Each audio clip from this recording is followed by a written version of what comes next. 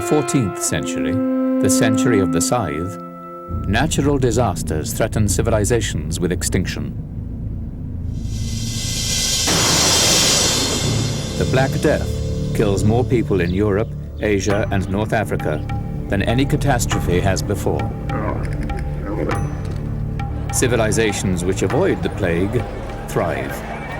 In West Africa, the empire of Mali becomes the richest in the world. Islam survives. The last great nomad conquerors burst out of Central Asia, reaching India and the Mediterranean.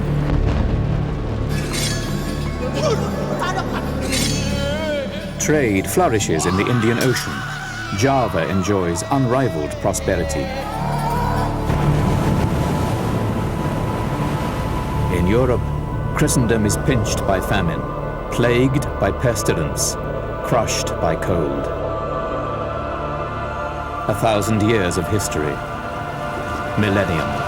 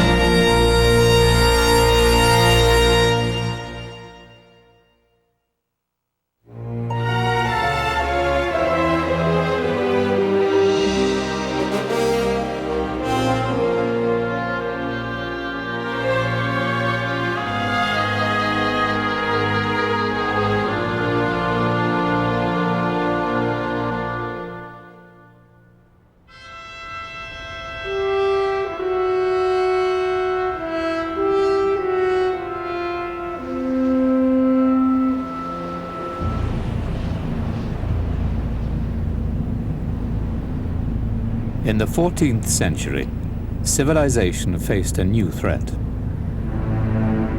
The Black Death, the deadliest of plagues, scythed through millions of lives across Asia and Europe. In 1347, it reached North Africa and Egypt. Cairo's poets described its arrival. Al-Salah al-Safadi was one voice among the graves. في طاعون سنة 749 وإنما عاقبة العوائق. There is no possible refuge from the plague.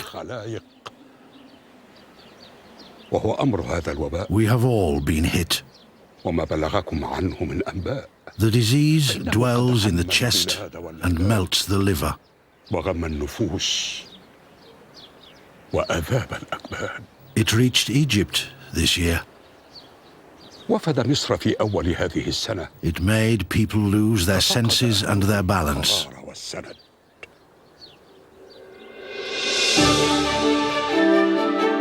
Cairo then was one of the greatest cities in the world, perhaps 10 times the size of Venice, Paris, or London. A Muslim pilgrim described Cairo at its peak. Mother of cities, mistress of broad provinces and fruitful lands, boundless in multitude of buildings, without equal in beauty and splendor.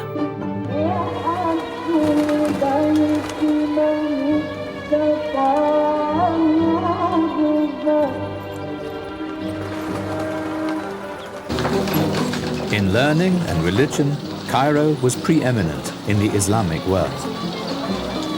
The meeting place of those who come and go, She surges with folk and is of generous soil and the abundance of bread. No common town is Cairo.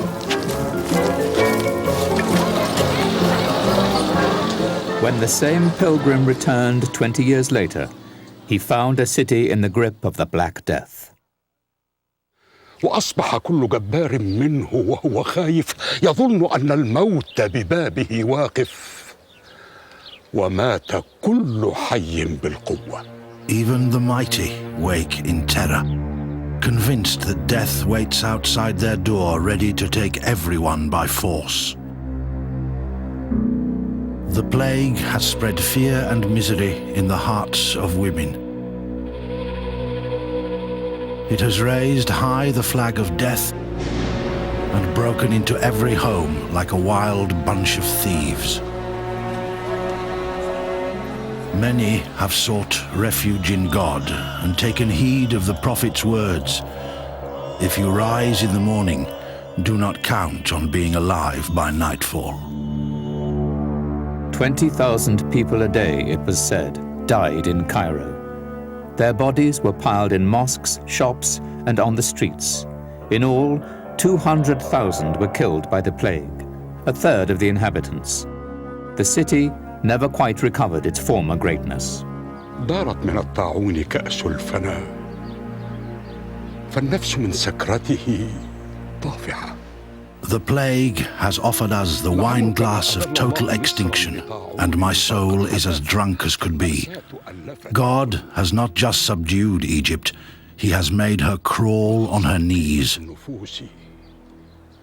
People's souls have become so cheap that they can be bought for nothing more than a single grain. بحبتي.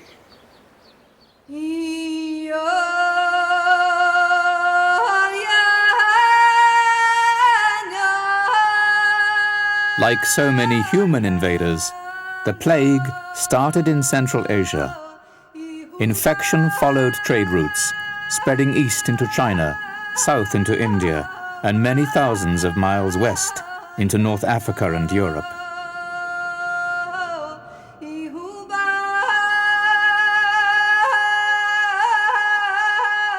Images of fear and death remind us of the horror felt by the sufferers and survivors. The mortality in Siena began in May.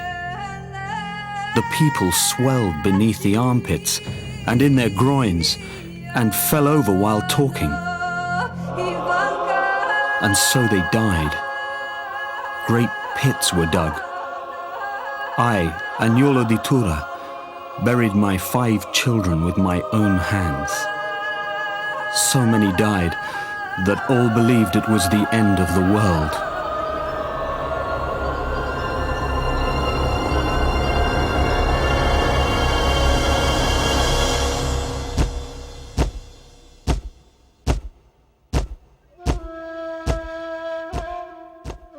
In desperation, all kinds of remedies were tried. In Andalusia, physicians recommended abstention from corn, cheese, garlic, and mushrooms. In Cairo, doctors smeared the buboes with Armenian clay. The Turks sliced off the heads of the boils and extracted green glands.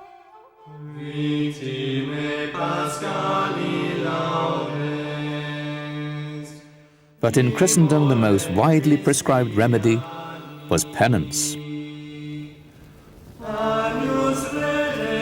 People looked for scapegoats.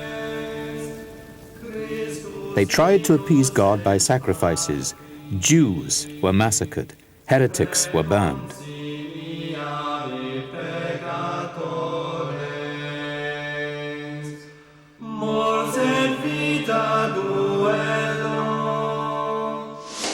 When they stopped blaming Jews, they blamed themselves, recognizing the plague as a scourge sent by God.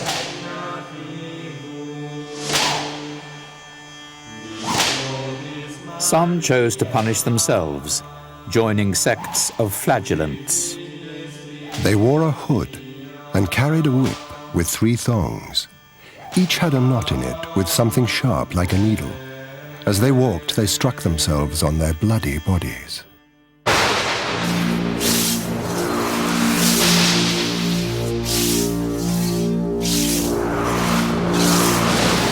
No one really knows how many died from the Black Death. Some say that half of Europe's population was scythed down. A Muslim historian reflected, Civilization shrank, villages and palaces were deserted, tribes and dynasties were expunged. It was as if the voice of existence had called for oblivion, and the world had responded to the call.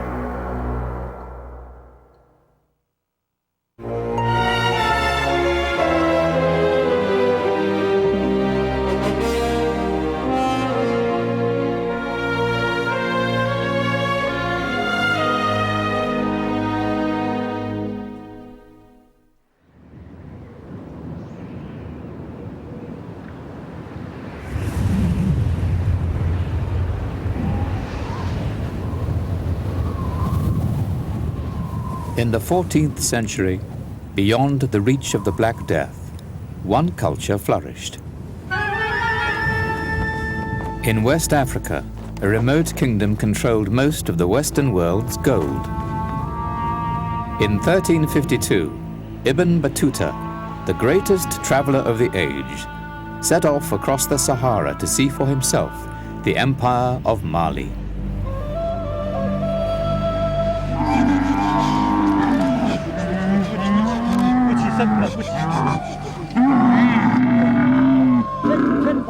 He crossed the desert with a salt caravan. Salt allowed the people of Mali and their animals to survive the ferocious heat.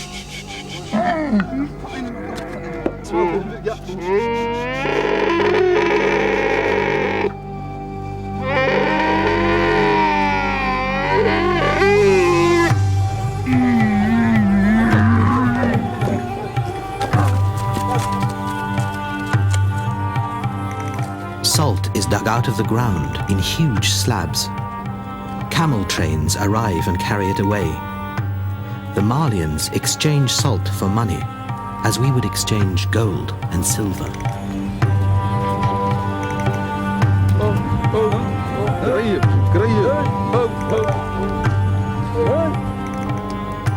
Salt is traded here still, carried by camel as it was in the 14th century. Mined in the north, the salt moved south to be exchanged for fortunes in gold dust.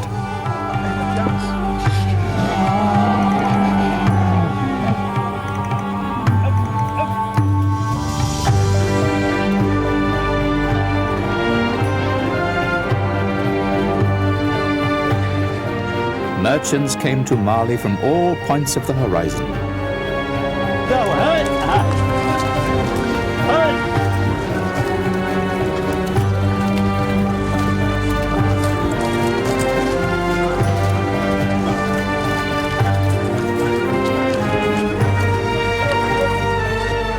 In a single year, one writer recorded over 12,000 camels on just one of the roads.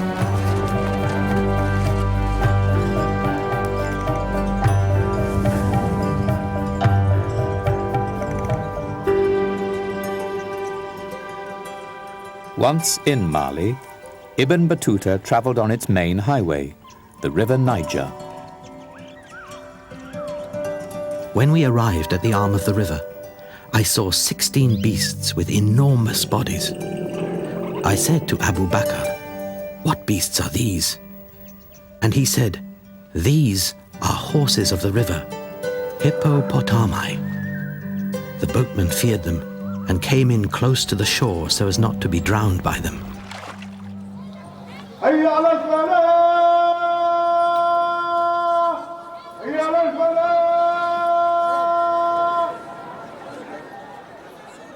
In the 14th century, the Great Mosque of Jenny stood at the heart of Mali's empire. Here, Ibn Battuta found familiar ways of life and routines of prayer. Malian cities like Timbuktu and Jenny were famed throughout the Muslim world. Their mosques, libraries and schools were gathering places for Islamic intellectuals.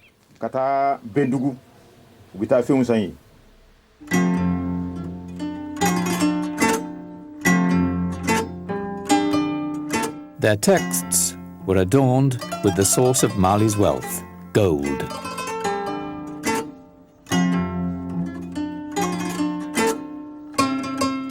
Gold also paid for royal magnificence, the court poetry and music in praise of the ruler.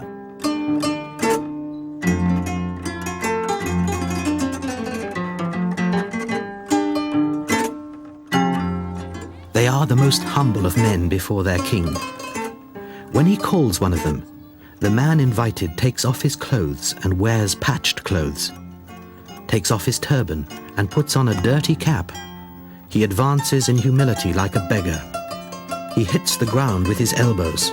He hits it hard.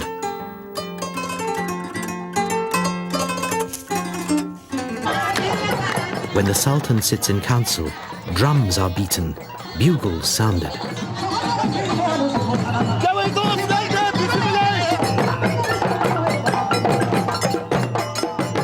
In Mali today, people still celebrate the great 14th century king, Mansa Musa. Everything about him, they say, exuded majesty. His stately gait, his wives, concubines and attendants, the way he talked to the people, only through a spokesman. Mali's traditional storytellers, the Jalis, still sing in praise of their most powerful ruler.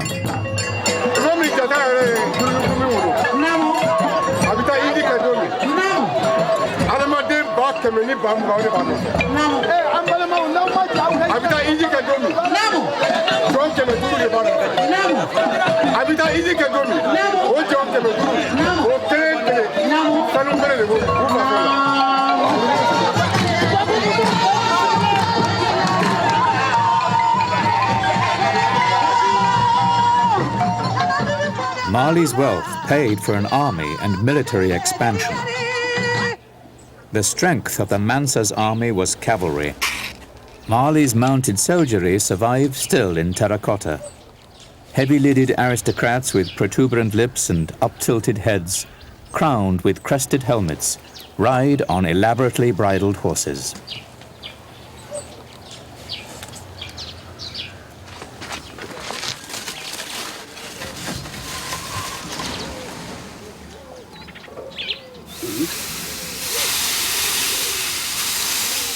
The power of these warriors established the Mansa's rule over the desert, grasslands and forest of West Africa. As the empire grew, so did its control of precious trade routes. Mali's merchants followed in the footsteps of the Sultan's soldiers. Wealth flowed through the marketplace.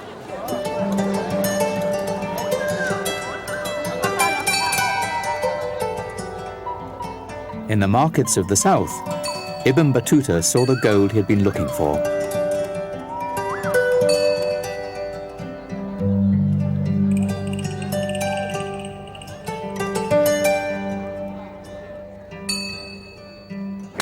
Here it was, in abundance, traded pound for salt.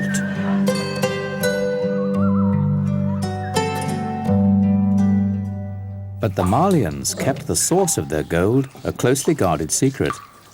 Outsiders heard only rumors and fables. It grew like carrots. It was brought up by ants in the form of nuggets. It was mined by naked men who lived in holes. Probably the real place of origin was the upper reaches of the Niger, as it is today.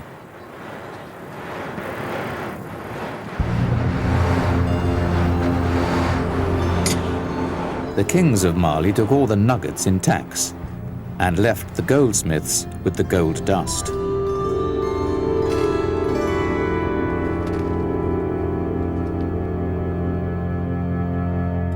Legends of Mansa Musa's wealth became so well known in Europe that when the king was depicted in the most famous map of the age, the Catalan Atlas, he was holding a gold nugget.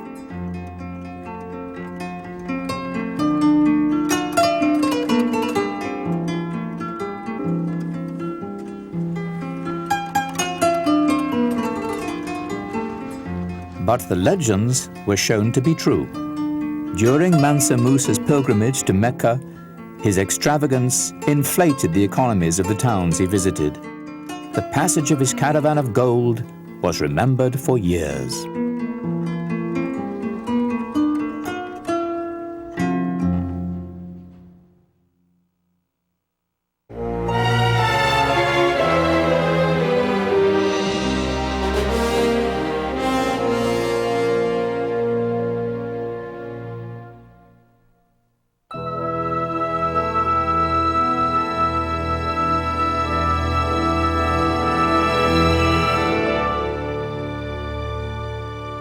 At the crossroads of East and West lie the fabled cities of Bukhara and Samarkand, the showpieces of an empire won by adventure, built by war.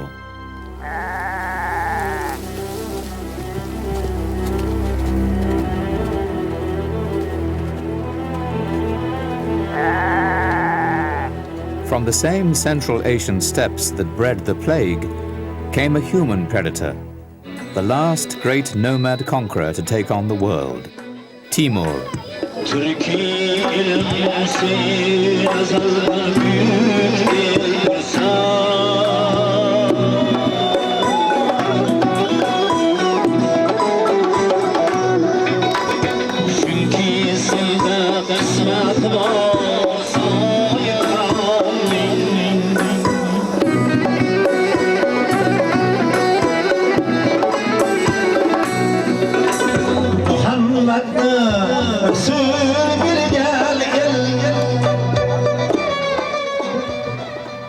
In Uzbekistan, once part of the Soviet Union, songs are still sung in praise of Timur. He has become a symbol of might and prestige for this new nation. Adolatdadir degan shior bo'lgan. O'sha shior yozilgan Amir Temur degan ma'no mana bu yerda ham berilgan. Yana bir e'tibor beringlar. Today, Timur's example is held up to school children at Tashkent's Timur Museum. To'g'ri jarlikka qarab kelmoqda. Ularni to'xtatib qolmasak shuncha ot bekorga nobud bo'ladi. He has become an Uzbek movie hero in a feature film that charts his rise to power.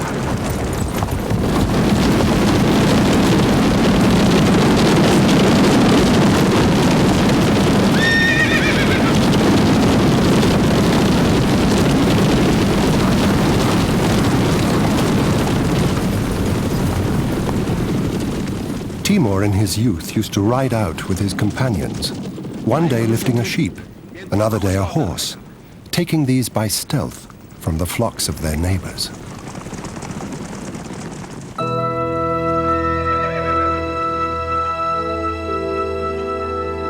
Within a few years, his group of rustlers had become an army, and Timur, eliminating all enemies, had become Lord of Samarkand.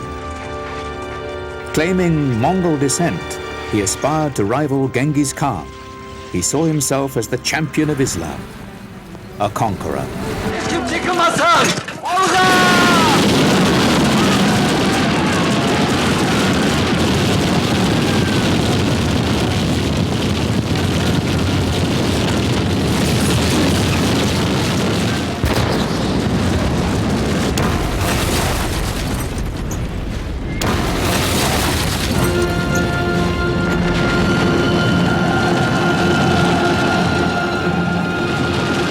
He led an army beyond counting, victorious and invincible, in combat like mad elephants enraged, with no fear of death or sharp blade, no dread of water or flight from fire.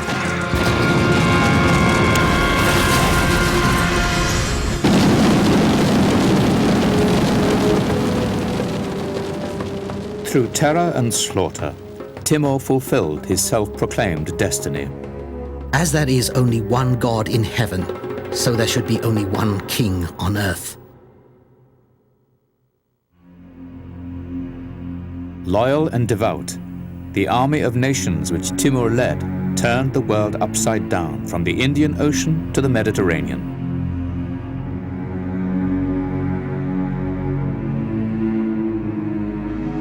At Delhi in India, 200,000 were slaughtered. At Isfahan in Persia, 70,000 severed heads were built into towers surrounding the ruined city.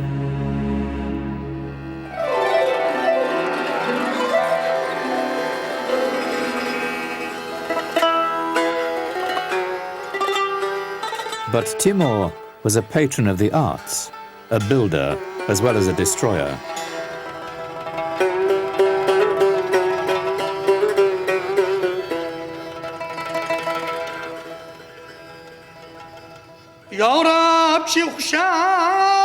Under his rule, Central Asia became again the cultural crossroads between East and West.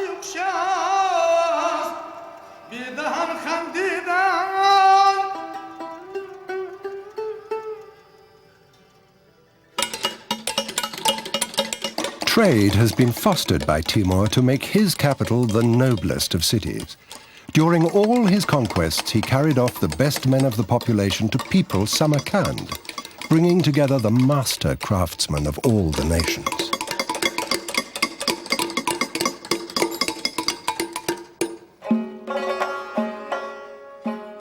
Timur created a new monumental architecture to proclaim his greatness.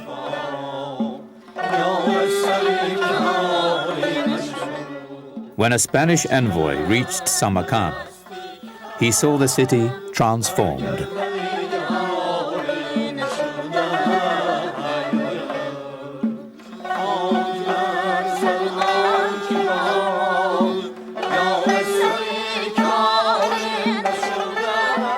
The mosque Timur built in memory of the mother of his wife seemed the noblest of all.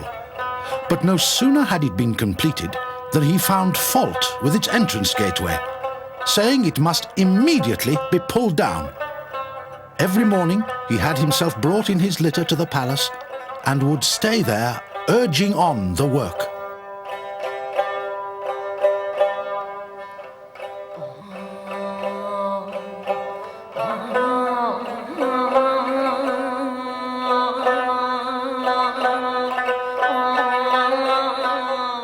The songs of spiritual love performed here today are a direct legacy of Timur's rule.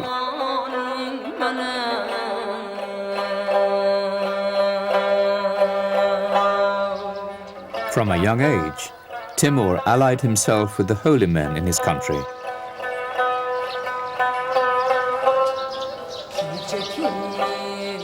He made pilgrimage to shrines which are still sacred. To his followers, he was touched with sanctity and magic.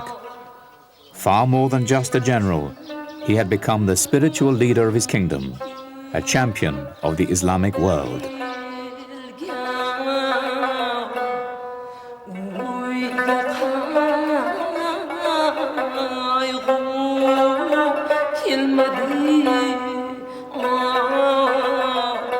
This fast-growing civilization was empowered by ferocity and by piety. The nomadic hordes of Asia had again been converted into the soldiers of Islam.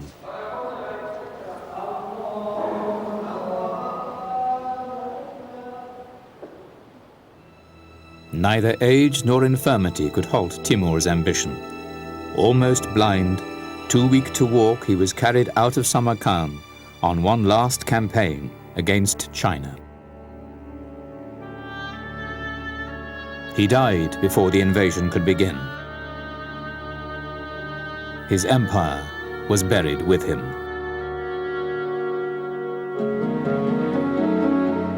But his mausoleum remains a place of homage. Timur's vision endured, firing the artistic and religious culture of Central Asia.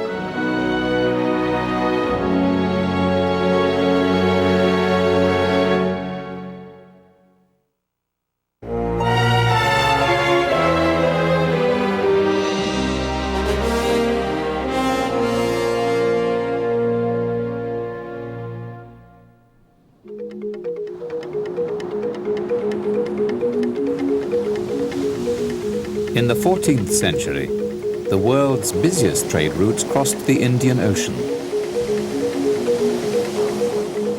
While the Atlantic and Pacific Oceans still represented barriers to sailors, the monsoons of the Indian Ocean provided swift crossings. The summer monsoons blew ships from the coast of Africa to India and the Spice Islands. There, the ships idled in port, waiting for the winter monsoons to blow them back.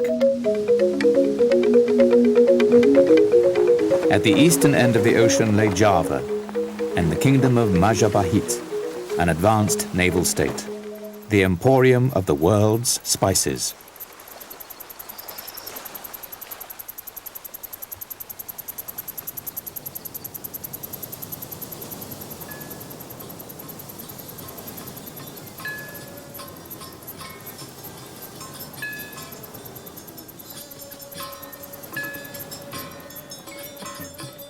Java's religious roots lay in India. Buddhism and Hinduism had come from the subcontinent and mixed with the local Javanese traditions to create a cultural melting pot.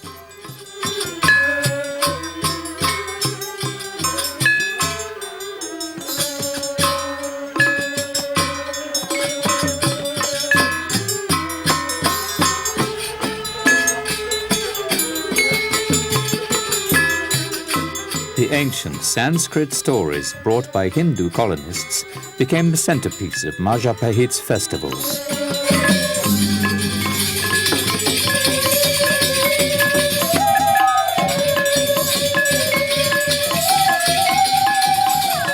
Today, the legacy and traditions of the Majapahit kingdom endure in the neighboring island of Bali.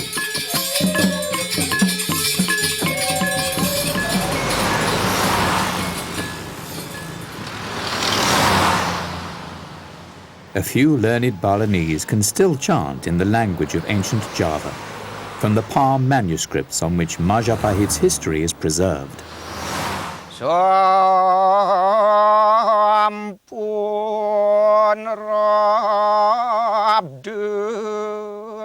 The greatest of all the kings of Majapahit was Hayan Wuruk. His story is told in a propaganda praise poem written by his court spin doctor. The king's rule over the land of Java has grown firmer and firmer, victorious over other regions. It is here in Majapahit that he receives homage, bringing about the welfare of the world. In vast numbers he has created rest houses, pious foundations and temples to bring happiness to others.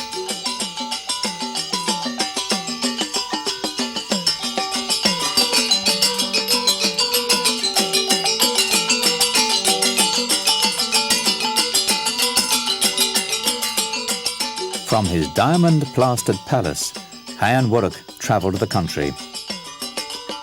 He was escorted through the capital, attired in gold, to the music of tambourines and battle drums, conches and trumpets, to receive tribute from foreign courts.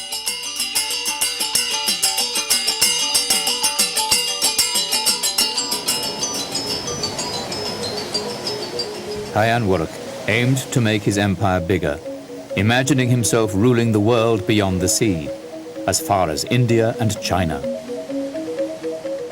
The land of Java has become more and more renowned for its purifying power in the world. It is only India and Java that are noted for their excellence as fine places. All kinds of people come from other countries in countless numbers, from India, Cambodia, China, and Annam, sailing on ships with the merchants.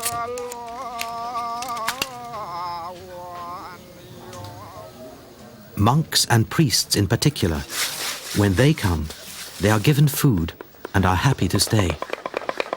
Hayan Wuruk's hospitality was legendary. The superior dishes arrived, the trays made of gold. Promptly those bringing them took up positions before the king. His food consisted of mutton, buffalo, poultry, venison, wild boar, bees, fish, duck, dog, donkey, worms, and rats are forbidden, as well as frogs, which are thought very low. The lower foods were reserved for the common people. Majapahit was divided into castes, as Bali is still. Artistic performance was a way of entertaining and of honoring the gods.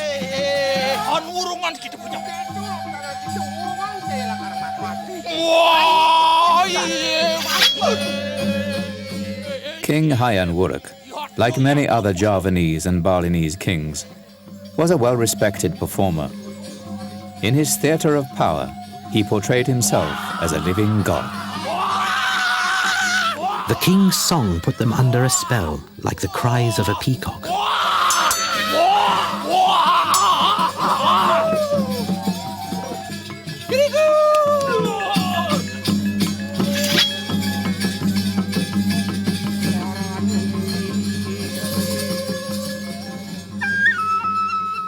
Under Hayam Wuruk, Java's vigor and self-belief shone out.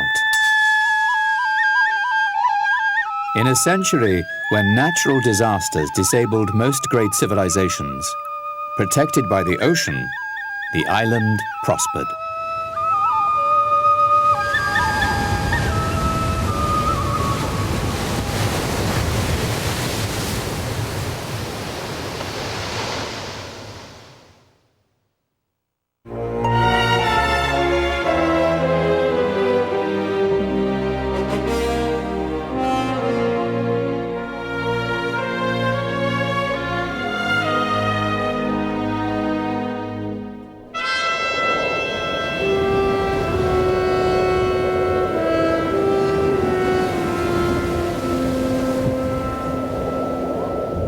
In the 14th century, Europe descended into a mini ice age. Temperatures fell. Floods engulfed the coasts, driving people inland, drowning animals.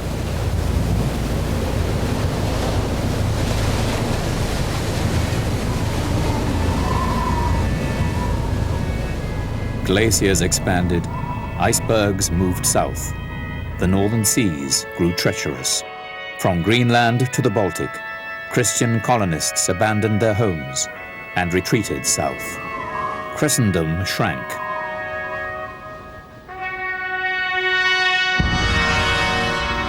Hilltop farms and marginal lands were deserted.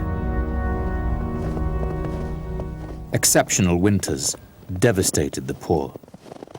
The peasants who work for us wear themselves out in all weathers and offer themselves up to servile tasks, scorned by their masters and burdened without end.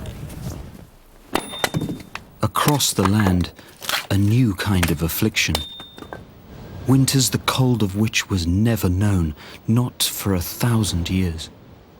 To bind the poor, the lowliest sort, in mourning and in care, to kill their cattle and bear the land so fast, no horror left us e'er so like a ghost.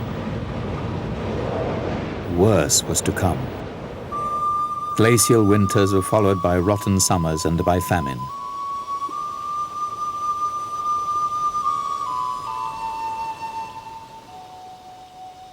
Across Europe, harvests failed.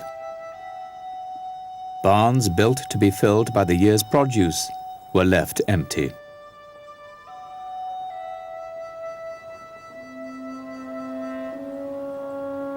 But this disaster was just a warning. The weather grew worse.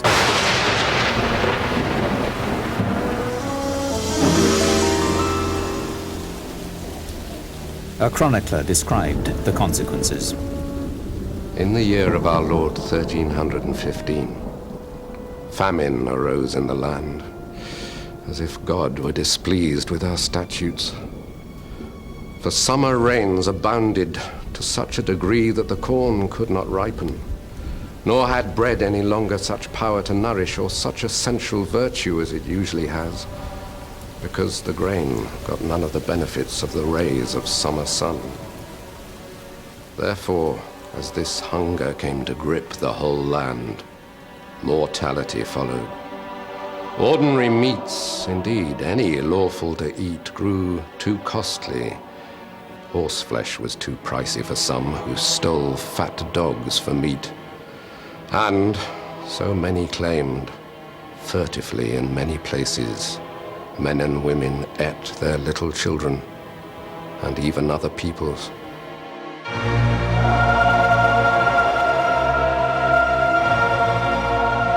Catastrophe scythed through Europe's population. From famine, cold and plague, the poor looked to their kings for help.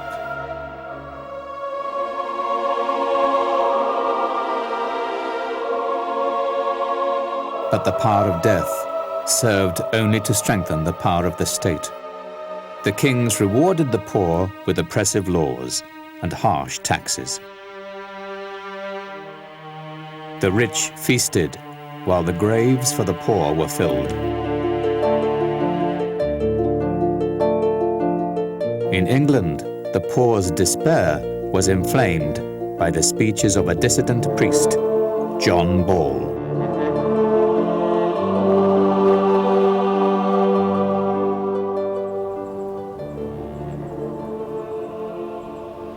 In what way are those whom we call lords greater masters than ourselves? How have they deserved it? Why do they hold us in bondage? If we all spring from a single father and mother, Adam and Eve, how can they claim or prove that they are lords more than us, except by making us produce and grow the wealth which they spend? They are clad in velvet and camlet, lined with squirrel and ermine, while we go dressed in coarse cloth. We're called serfs, and beaten if we're slow in our service to them. Yet we have no sovereign lord we can complain to. Let us go to the king. He's young, and show him how we are oppressed, and tell him that we want things changed, or else we'll change them ourselves.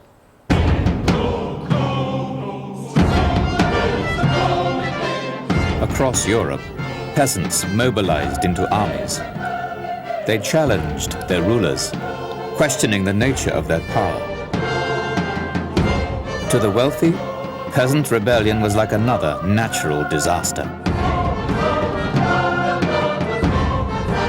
The evil men came together without leaders, armed with pikes and knives. They violated and killed all the ladies and girls, pillaged and burned everything without mercy, like mad dogs.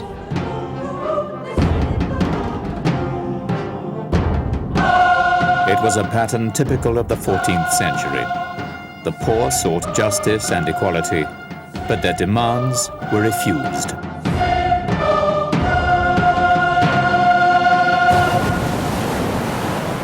From a continent pounded and impoverished by disaster, Europeans were forced to look outward and seaward in the next century, the century of the sail.